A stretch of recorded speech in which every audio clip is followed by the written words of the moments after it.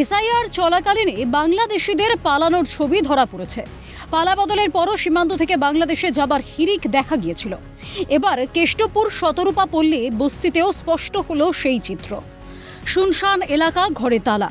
জানা গেছে ওই বস্তিতে 123টি ঘর রয়েছে, তার মধ্যে বেশিরভাগ ঘরেই থাকতো বাংলাদেশিরা। কিন্তু সরকার পরিবর্তনের পর সেই ঘর খাঁ খাঁ করছে। তৃণমূলের আমলে বহাল তবিয়তে থাকা বাংলাদেশিরা এখন বিজেপি আমলে আউট। বেশিরভাগ বাংলাদেশি পালিয়ে গেলেও এখনও রয়ে গিয়েছেন কিছু মানুষ।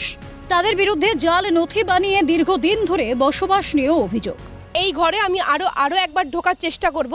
এই যে ঘর আমি দেখতে পাচ্ছি, সেই ঘর কিন্তু এই মুহূর্তে বন্ধ হয়ে গেছে। কিছুক্ষণ আগেই আমি দেখেছিলাম যে এই ঘরটা কিন্তু খোলা ছিল, এবং এই ঘরে যারা থাকতো তারা ইতিমধ্যেই কিন্তু আর নেই। এবং আরও একটা ছবি দেখাই, এই সেই বাড়ি আমি দেখতে পাচ্ছি। ওপরে কিন্তু অনেকেই থাকতো বাংলাদেশিরা। এই যে তালাও ঝুলছে, অর্থাৎ কেউ থাকে না, ভয়ে চলে গেছে।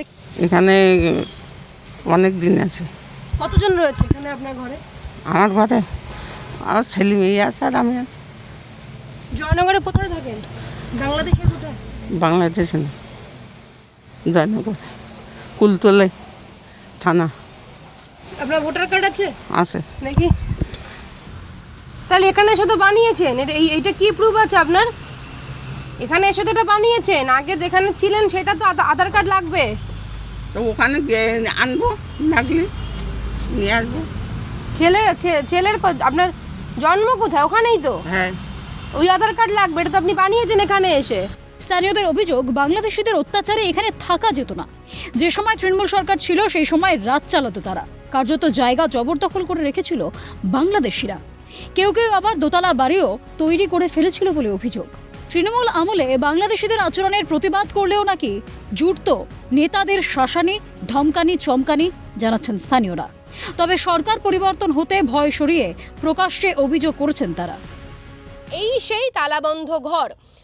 এই বস্তিতে যারা ভারতীয়রা রয়েছে তারা জানাচ্ছে যে এই এলাকার এবং এই পুরো জায়গাতে বাংলাদেশিদের রাত চলতো জোর কদমে।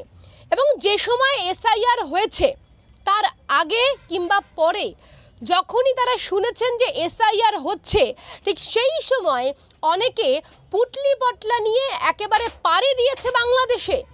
এছাড়াও যখন বিধানসভা নির্বাচনের ফল ঘোষণা হয়েছে, ঠিক তার আগের রাতে অনেকেই পলাতক হয়েছে।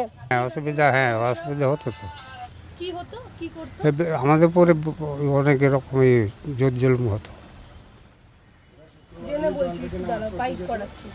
হ্যাঁ, এখানে নামাজ পড়তো, আমরা বারণ করলে তো শুনতো না। মানে হুমকি দিত? হ্যাঁ, হুমকি তো ওদের মতন। ওরা আমাদের কোনো ইয়ে নেই, ভূমিকা নেই না।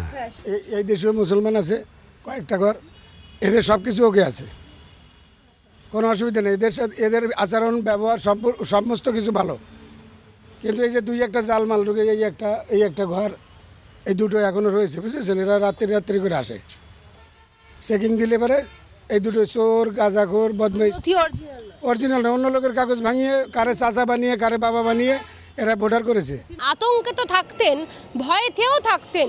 এবং যে ছবি আমি তুলে ধরলাম, যে ঘরগুলো বন্ধ রয়েছে, যে ঘরে বাংলাদেশিরা থাকতো সেই ঘরেই এখন থাকছে ভারতীয়রা।